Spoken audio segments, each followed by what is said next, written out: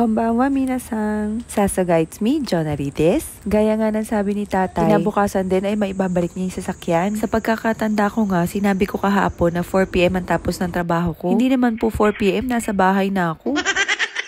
Tanggap ko nga yung message niya na papunta na siya habang nag-drive ako at hindi naman ako makapag-reply. At pagdating nga namin ng bahay, nakita ko nakaparada na siya. Hindi na nga ako nakapag-video dyan, kaya kumuha na lang ako ng clips dito sa may CCTV namin. Sobrang init din at kahit pagod ako galing sa trabaho ay wala na akong nagawa. Pagkadating nga namin ay binaba ko lang yung 2 bata at hinakot ko na agad yung mga gamit sa sasakyan. Sobrang nahihiya nga ako at alam ko naghihintay na siya sa labas kanina pa. Bala ko talaga sana na bumili man lang ng kahit anong pakonsuelo. Pero dahil nag-message nga siya na nasa bahay na siya ay dali-dali na kaming umuwi. Wala naman na akong pwedeng ibigay kaya kinuha ko na lang yung mga natitira naming energy drink sa ref at may nakita pa ako isang alak kaya ibinigay ko na rin. Bali nagbayad nga lang tayo ng 5,500 yen para sa labor at saka sa bagong battery. Pagkatapos nga nun ay umalis na din siya.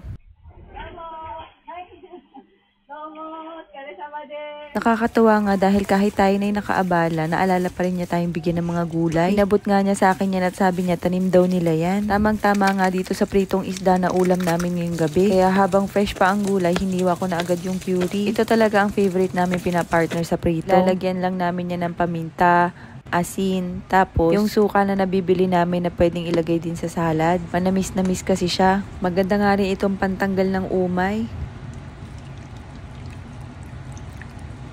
Sinunod ko na rin yung eggplant na binigay sa amin. Saktong-sakto rin kasi itong ipantapat sa pritong isda. At sa niluto ni Dading Alamang kagabi, ito yung ulam na mapapakamay ka na, mapapakanin ka pa. Good condition na ulit yung sasakyan, plus nakalibre pa tayo ng gulay. Thank you Lord sa lahat ng blessings.